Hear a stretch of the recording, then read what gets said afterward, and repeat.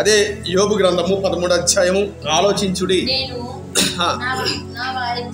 నా వ్యాజ్యమును సరి చేసుకుని ఉన్నాను, నేను నిర్దోషిగా కనబడుదునని ఏంటంటండి నాకు తెలియను. దేవునికి స్తోత్రం కలుగును గాక. హల్లెలూయా. భక్తుడైన యోబు పలుకుతున్న మాట ఏంటంటే, నేను నా వ్యాజ్యమును సరి చేసుకుని ఉన్నాను. చెప్తారు ఈ మాట అంటే అర్థం ఏంటండి? వ్యాజ్యము అంటే అర్థమేంటి? వ్యాజ్యం అంటే అర్థమేంటి?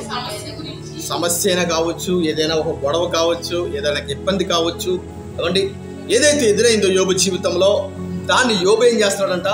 సరి చేసుకుంటూ ఉన్నాడంట. దేవుని నామానికి స్తోత్రం కలుగును గాక. కాబట్టి దీని నుంచి దేవుడు మనతో మాట్లాడే అద్భుతమైన మాట ఏంటంటే, మనము కూడా సరి చేసుకోవాలి. ఎక్కడ మనలో లోపం ఉందో, ఎక్కడ మనం పడిపోతూ ఉన్నామో, ఎక్కడ దిగజారిపోతూ ఉన్నామో, ఇదిగో మరి ఏ స్థలంలో మరి దేవునికి మనం దూరంగా ఉన్నామో, ఆ విషయాలన్నీ కూడా మనం ఏం చేయాలంట? సరి చేసుకోవాలి. ప్రతి దినము కూడా యేసయ్య రక్తములో మనము కడగబడుతూనే ఉండాలి. ఆయన రక్తాన్ని మనం ఆశ్రయిస్తూ ఉండాలి. ఎందుకంటే దేవుని రక్తము చాలా పరిశుద్ధమైన రక్తం అది. చూడండి, అందుకనే మరి సామెతల గ్రంథంలో ఒక మాట ఉంటుంది కదా, అతిక్రమములను దాచిపెట్టేవాడు వర్ధిల్లడు, వాటిని ఒప్పుకుని విడిచిపెట్టేవాడు మాత్రమే ఏమవుతాడంట? కనికరము పొందుతూ ఉంటాడనమాట. కాబట్టి మన అతిక్రమాలు మనం ఏం చేయాలంట? దాచిపెట్టకుండా వాటిని విడిచిపెట్టాలి, ఒప్పుకుని విడిచిపెట్టాలి. ఏ రహస్యమైన పాపము కూడా మనలో దాచిపెట్టడానికి అవకాశము లేదు. ఎందుకంటే దేవునికి సమస్తము కూడా క్లియర్గా కనబడుతుంది. మన హృదయము, మన హృదయంలో ఏ వస్తువు దాచినా దేవునికి ఎలా కనబడుతుందంట? చాలా క్లియర్గా కనబడుతుంది అనమాట. మనం అనుకుంటాం కదా, హృదయం కదా ఎక్కడ కనబడుతుందిలే అని మనం అనుకుంటాం, కానీ కొన్ని విషయాలు మన హృదయంలో దాచిపెడుతూ ఉంటాము. కానీ దేవునికి సమస్తము కూడా క్లియర్గా కనబడుతూ ఉంటాయి. దేవుని నామానికి స్తోత్రం కలుగును గాక. ఇదిగో మరి రాహేలు మనం ఆదివారం ధ్యానం చేస్తాం కదా, రాహేలు ఏం చేసిందంట? తన తండ్రి బంగారపు విగ్రహాలను దాచిపెట్టేసింది, దొంగిలించి. చూసారండి, విగ్రహాలు ఏం చేసిందంట? దొంగిలించి దాచిపెట్టేసింది. ఆ విషయము భర్తకి తెలియదు, పనివారికి తెలియదు, తండ్రికి తెలియదు, తనక్కైన లేయ కూడా తెలియదు. ఎవరికి తెలియకుండా, రెండో వ్యక్తికి ఎవరికి కూడా తెలియకుండా చాలా చాకచక్యంగా తెలివిగా ఆ బంగారపు విగ్రహాలను దాచిపెట్టుకుని తన సామాన్లో పెట్టేసుకుంది. అక్కడి నుంచి తండ్రి ఇంటి నుంచి యాకోబుతో పాటుగా ఏమీ తెలియనట్టు వచ్చేసింది రాహేల్. ఇప్పుడు తండ్రి వస్తున్నాడు, శరవేగంగా వస్తున్నాడు, కోపంతో వస్తున్నాడు.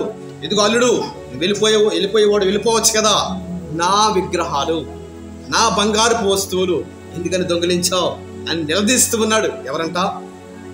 మాంగారైనటువంటి లాబాను.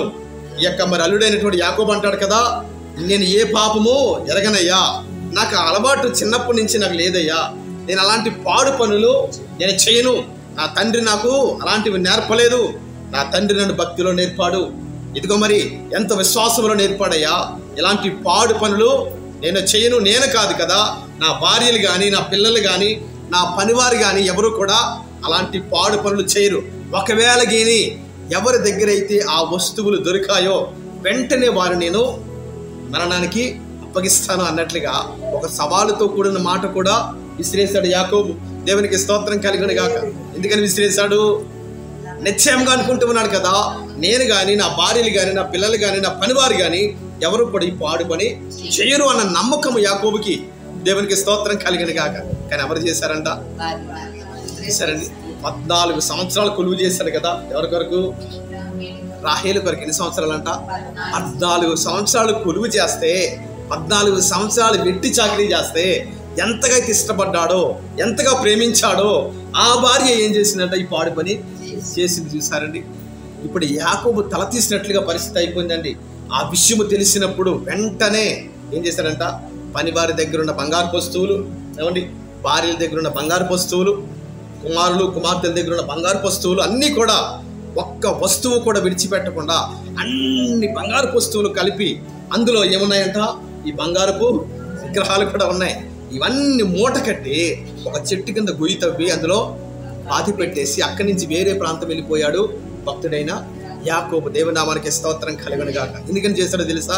యాకోబుకి తెలిసినప్పుడు ఈ బంగారు వస్తువులు నేను ఎంతగానో ప్రేమించినా నా ప్రియమైన భార్య అయిన రాహేలే ఈ పని చేసిందని తెలిసినప్పుడు ఆ భార్యని మనలేక తిట్టలేక ఏం చేశాడంట, అందరి దగ్గర ఉన్న వస్తువులన్నీ కూడా, బంగారు వస్తువులన్నీ కూడా కలెక్ట్ చేసేసి మూట కట్టి పొయ్యి తవ్వి అందులో పాతి పెట్టేశాడండి. చూసారా? దేవునామానికి స్తోత్రం కలుగును గాక. అయితే చూడండి, రహస్యంగా చేసింది, కానీ ఏమైందంట తర్వాత దొరికిపోయింది రాహేలు. చూసారా? ఆ చేసిన పనికి యాకోబు ఎంతగానో కుమిలిపోయి ఉంటాడు కదండి.